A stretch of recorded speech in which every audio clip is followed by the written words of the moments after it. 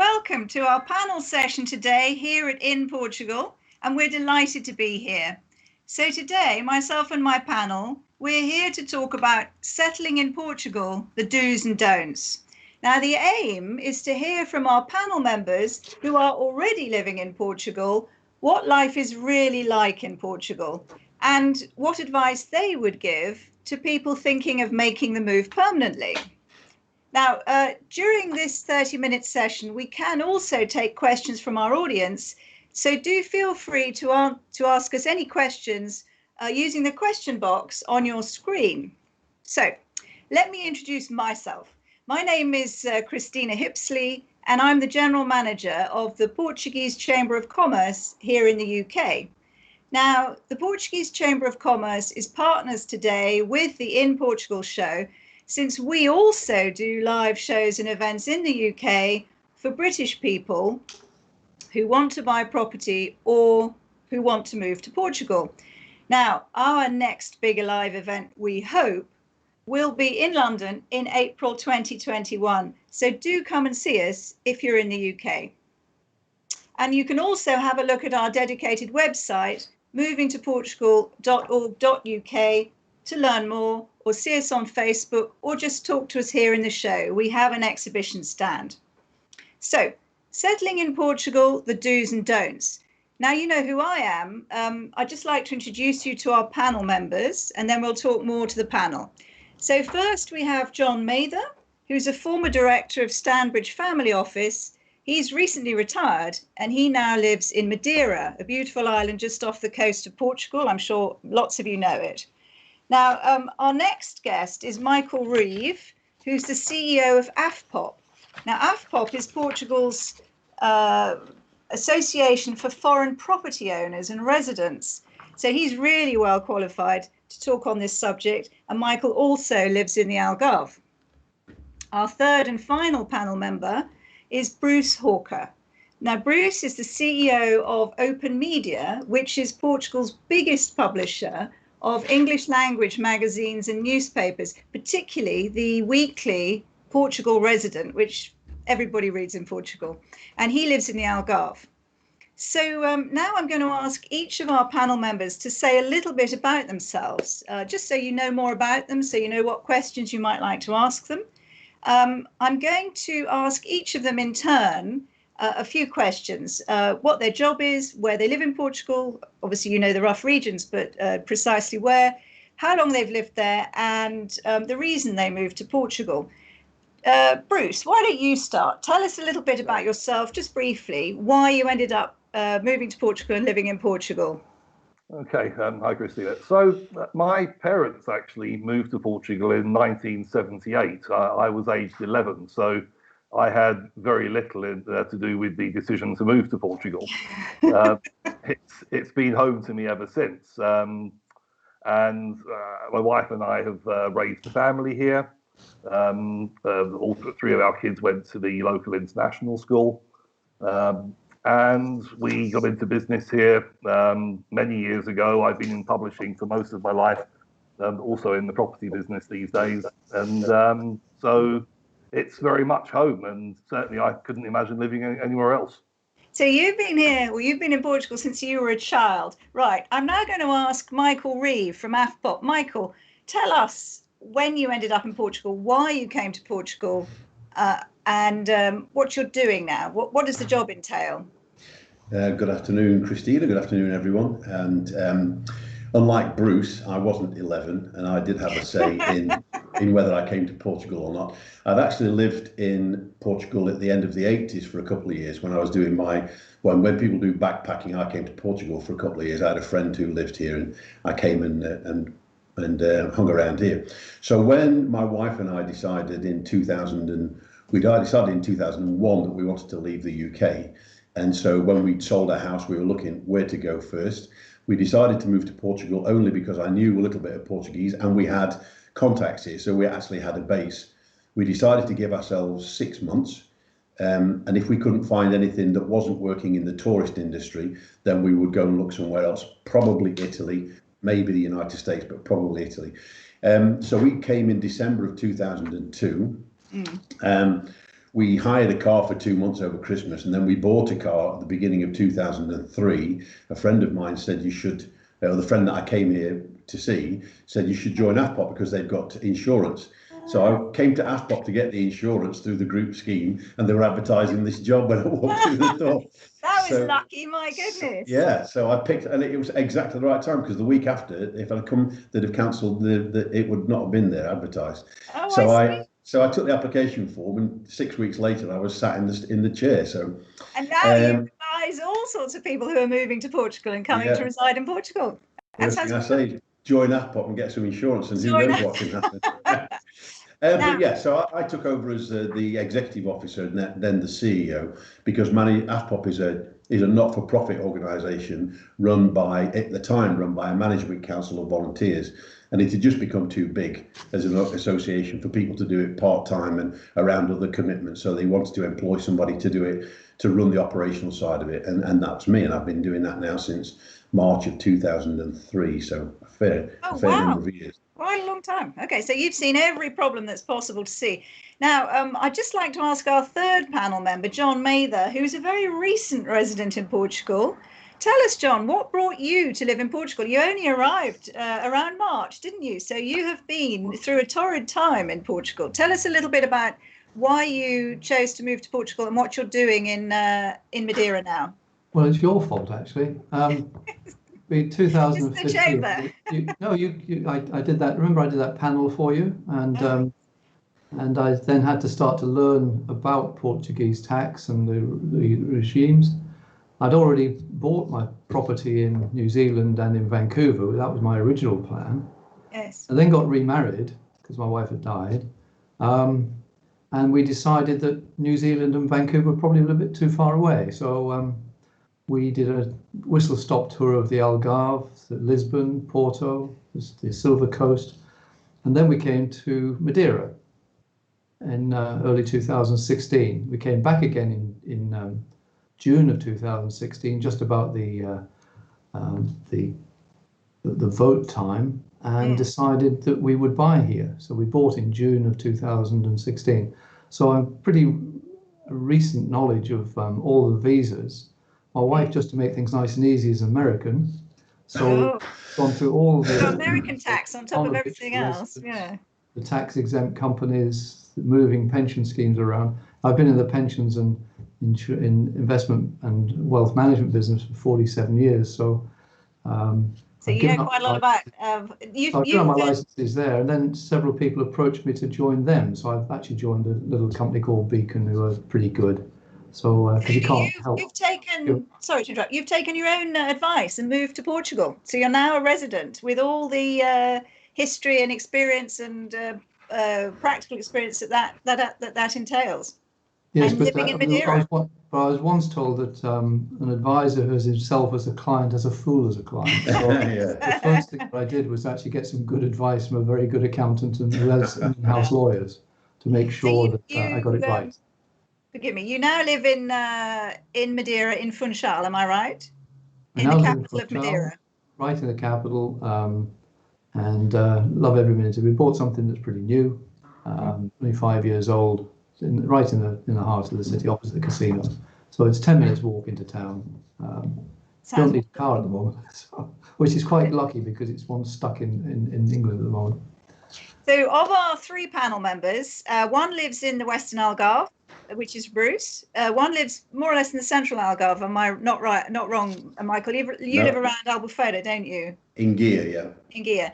And then we have John, who's living in Madeira. So let's discuss settling in Portugal, the do's and don'ts. Now, just to recap, I'm sure most of our listeners know this, or viewers know this, but Portugal has 10 million people. Over 500,000 foreign residents are registered to live in Portugal. Over 35,000 of those 500,000 are British, officially resident, and thousands more British people spend months and months of each year in Portugal and own property there. So the British are the single biggest group of foreign residents in Portugal, and also the single biggest group of foreign property buyers in Portugal, just ahead of the French. The French market is also very, very important for the Portuguese market. So on the basis that settling in Portugal is a very popular thing to do, increasingly, I'd now like to ask the panel some specific questions about settling in Portugal and the do's and the don'ts. So I think I'll start with John very briefly. John, you only moved to Madeira earlier this year. Has your move to Portugal been a success? I know it's quite recent, but are you sure it's going well? Daily life is enjoyable for you? Yes, it's been very successful. The advantages are pretty obvious. The cost of living is lower, the property prices are lower, the taxes are lower, and therefore every £1,000 I had in the UK is worth about £3,500. So I found my in spending terms, you mean? My disposable income has gone up enormously, which helps to compensate for the pound going down 20% since the 2006. Okay. Which and is in your daily life, how's that? My tennis is getting much better, which at age 72 I don't think is too bad a thing. I'm jealous. Actually, I don't know how we ever got all the work done. We're busy. The restaurants, we're lucky here because we've coped very well with the pandemic. We're still under 350 cases and no deaths. Amazing. Which is very encouraging, and only one person so far hospitalised. So the government here has been firm but very effective. In Madeira. Can I ask Michael, you obviously been in Portugal now 17 years, so it's been successful for you. Overall, you feel you've definitely made the right choice. You have no plans to go back to the UK? No, we don't have any plans to go back to the UK. Obviously, any move like this has its ups and downs, especially when you're not of a retirement age. So we've got our son is growing up. We've got commitments back in, not financial commitments, but family commitments back in the UK. So that you'd have to take that into account. That at some point you will have decisions to make about what to do with regard to elderly relatives and that kind of thing. But yes, this move for us has obviously been a success because we're still here. We're both employed. My wife and I are both employed. Neither of us are in the tourism industry, so that was important for us. And the business certainly the business that I'm in with Afpop has grown over the 17 years. So success. It's been a successful time for both personally and professionally, I think. Yes. Okay. And Bruce, I know goes without saying, you've been in Portugal since you were a boy, and you're still there. You brought your entire family up, and you're now your family interests are media and real estate. You have no plans to make any big changes. You would say your life is in Portugal, would you not? Absolutely, yes. We've certainly had ups and downs over the years in terms of professionally. The last recession in 2009 had a devastating effect on the economy here, and affected us seriously. But we got through it. This current situation that we're living through at the moment with the pandemic, we're not directly reliant on the tourism industry, so we're not suffering as much as most. Our real estate business is still doing well. Our publishing business, surprisingly, has actually weathered the storm very, very well. So we consider ourselves very fortunate that we haven't had to let any staff go. So it's been lucky. Yeah, it's been. If you were a hotelier, I suspect you'd be giving us a different answer right now. Absolutely, definitely, yeah. Yeah, it's been a absolutely nightmarish situation for so many businesses around Portugal. My next question to the panel is the following, and I'm going to start with Michael. Michael, my question is, have you found it necessary to learn Portuguese, or can you manage without speaking really good Portuguese in Portugal? Because Portugal is not the easiest language for foreigners to learn, is it? It's incredibly difficult, to be honest, especially for an English person, because we don't really conjugate verbs. And other countries, other nationalities conjugate their verbs in the same way that the Portuguese do. And we don't really have that. We have one word for to go, and the Portuguese have 38. So it's quite difficult. I was fortunate that I did speak some, and it depends really on whether you intend to do any business or whether you want to just be here socially. I would say, almost without exception, there is no need to learn to speak Portuguese, certainly no need to learn to speak fluent Portuguese. There might be times when you'd have to take a Portuguese speaker with you if you went into government offices, if you went to finances and other places, certainly conservatorias, you would probably need to have a Portuguese speaker with you because they are reluctant to speak in anything other than Portuguese, and understandably so. And also sometimes in the health service, you would maybe need somebody to go with you. But general day-to-day life, if you're not working, then I would say there is no need to learn to speak Portuguese. I would, however, say you should learn to speak Portuguese because it is a fun thing to do. It is about communication. Nobody expects you to be brilliant. And if you're thinking about coming to Portugal, in my view, you should start learning Portuguese before you get here. And you should start with the basics and don't start with how to make a conversation. You should start with the verbs. Learn how to conjugate the verbs, because if you have that grounding, it will be much easier when you get here. But you don't need to. Everybody is very, very happy to speak English and other languages too, but very happy to speak English to you. I would urge people to learn it though. John, how is it going in Madeira? How are you and Martha managing with the Portuguese? Do you find you really need it, or can you manage without it? I know it's early days for you. I think we needed a Portuguese speaker to go through the documents because we accelerated the visa side and we got into property very quickly. And I got into setting up a company here. So it was necessary with all the documents in Portuguese to get somebody sensible. So we got a good lawyer, in fact, who we met through the chamber, a good accountant, and that's worked very well. We will learn. My wife's actually out tonight at night school learning Portuguese. I'm trying to tidy some things up. I've also gone into business. I put some money into a business with a local person that we met again through the chamber in land. So we bought a decent sized plot of land to play around with, and as a result, it will take time to learn. But I think it's only polite to learn. We're guests in this country at the moment. Yes, I think that's what we should be doing. That helps us integrate. Absolutely. Well, I couldn't agree more. And Bruce, no need to ask you. Your parents, because they brought you over when you were so little, you went through Portuguese school, presumably, did you? No, I actually went through the international school system. Oh, you did? So sorry. I was educated in English, but I've spoke fluent Portuguese since probably the age of 14, I was 13 or 14. We're very much a Portuguese company. Open Media is, although we publish foreign language publications mostly, we also have a Portuguese newspaper.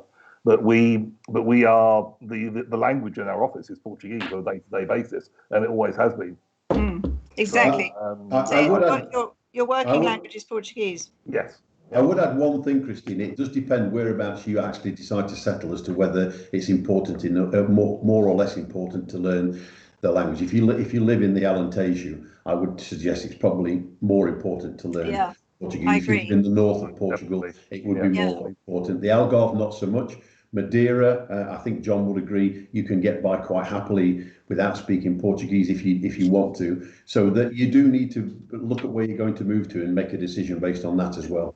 Absolutely. Well, I know, and most people who know me know that I had a baptism of fire learning Portuguese. I had to learn it in Lisbon very quickly, running a small business and working in an advertising agency. So yes, it's certainly a big consideration, I think. Now, my second or third question for my panel is just talk a little bit about the sort of house you live in, because I think people moving to Portugal are very keen on doing it for practical lifestyle reasons, and I would also urge our audience to send in any questions. We're keeping an eye on the questions. Are there any good questions coming up, Michael? None yet, I'm afraid. None yet. Okay.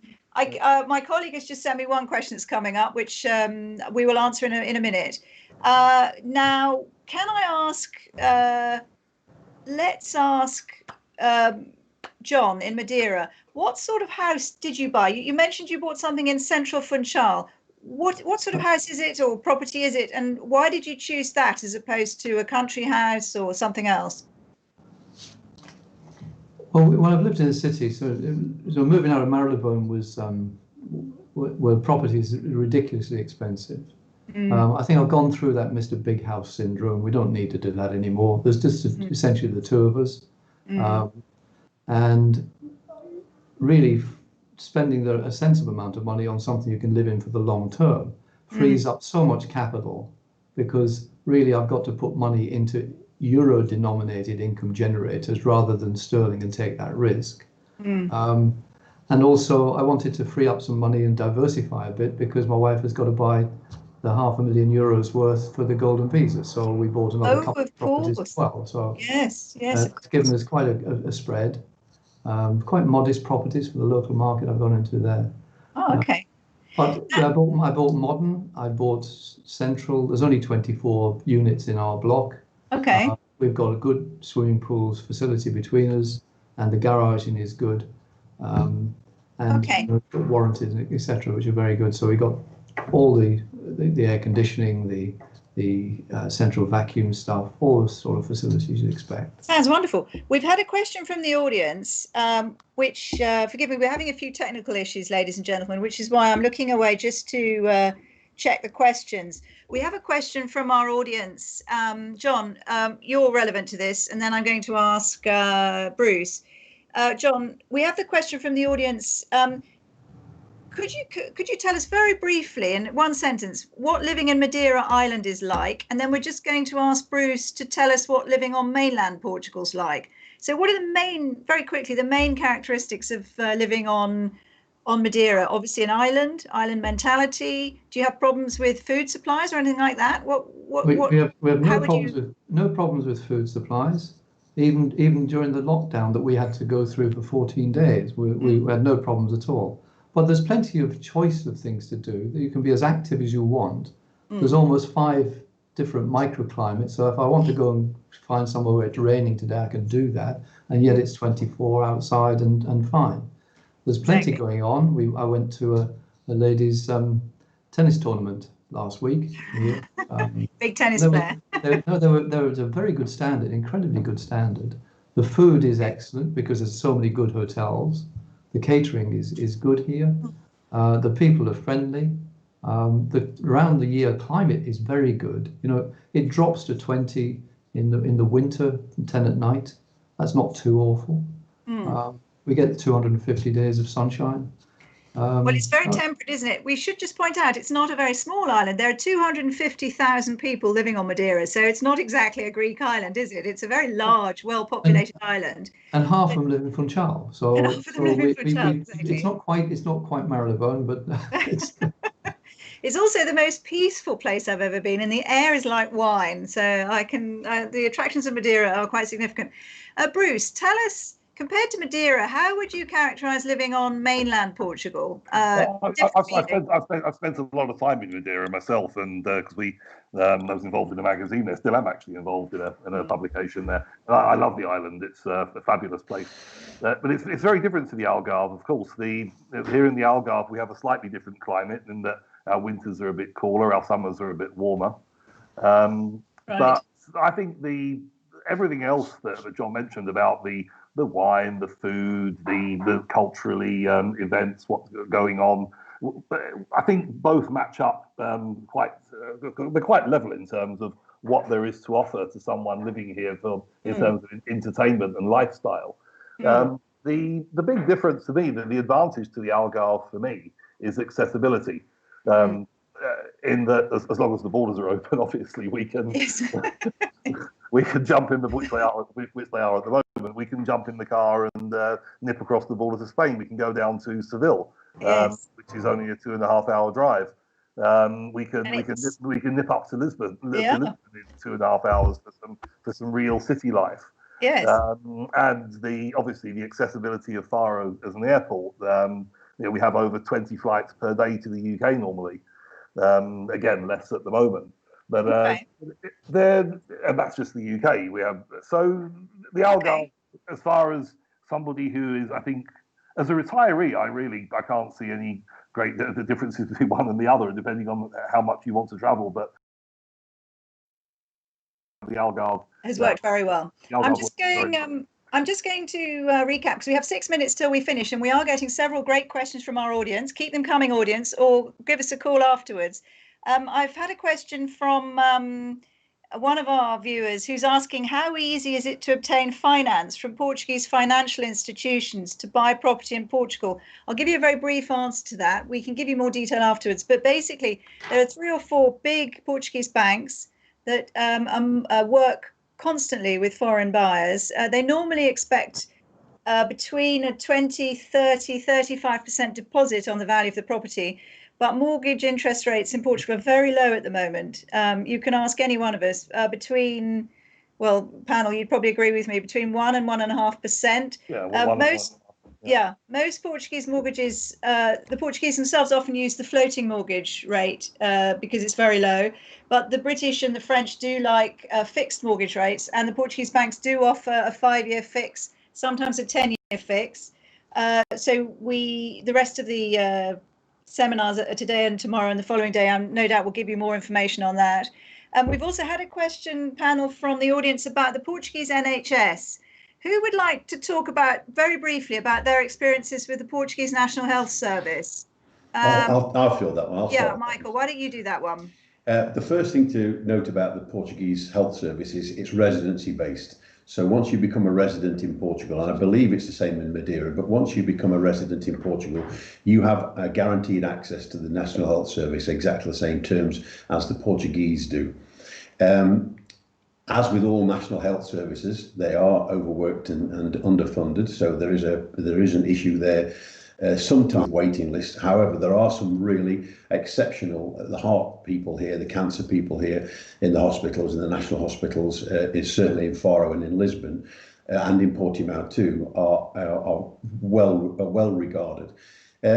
The issue that you've got in the National Health Service is the language issue, and if you're unwell, then I don't know that you want to be in a ward where people will not speak and do not know how to speak anything other than Portuguese to you. Being ill is a time when you want to understand what's being said. So that is a drawback. Having said that, the treatment that you get when you go normal day-to-day things, when you go to the health centre, are generally excellent. They're very low cost. It costs you, I think it's €3 something for a consultation at the health service in the National Health Service.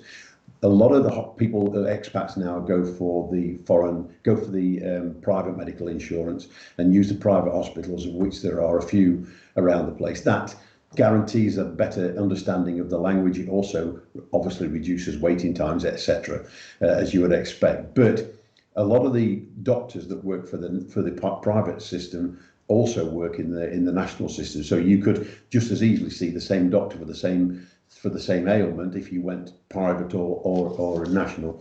You would just get seen much quicker if you went privately. But yeah, it is good. They've dealt with this pandemic thing really well. They've really been on top of that, and they've tried very hard to make sure that they kept on top of it. So yeah, I don't know if there's a specific point that anybody wants to make, but you are guaranteed as a resident that you are part of the National Health Service here. Okay, great. Now, ladies and gentlemen, we have 2 minutes left, and we've just had a great question from one of our listeners. So, Bruce, I'm going to ask you to answer it. You've got about 90 seconds. That's Okay. it before we finish. Bruce, the question from the audience, or one of our audience members, very astute, is where are the property hotspots in Portugal right now? Well, I suppose I'm biased. Yes, you can't just say the Algarve. Cabrera. I'm interested in your... Where are the property hotspots at the moment? I think it has to be up and coming areas. I would certainly put Madeira down as a hotspot. Mm-hmm. And that, for example, we're still not sure what's going to happen with the golden visa in the rest of Portugal. Madeira is guaranteed it will maintain the golden visa. That's never really affected the market here in the Algarve. It was more affecting Lisbon, but I think Madeira is well positioned at the moment. Okay. Here in the Algarve, I think the real hotspot at the moment would have to be the East Algarve. Yeah. So the area between Faro and the Spanish border. It's far less developed. Prices are still lower, and there's more room for growth. Definitely. Silver Coast and Cascais as well. Yeah, and Cascais. I love Cascais. And Silver Coast up on the just north of that. Silver Coast is also a bit of a hotspot as well. Yes, I would agree with that. Now, ladies and gentlemen, I'm sorry we've reached the end. Thank you to our panel, John Mather, Michael Reeve from Afpop and Bruce Hawker from Open Media. Thank you very much indeed, and look forward to seeing you again soon. Thank you. Thanks, Christina. Thank you. Thanks, Christina. Ciao.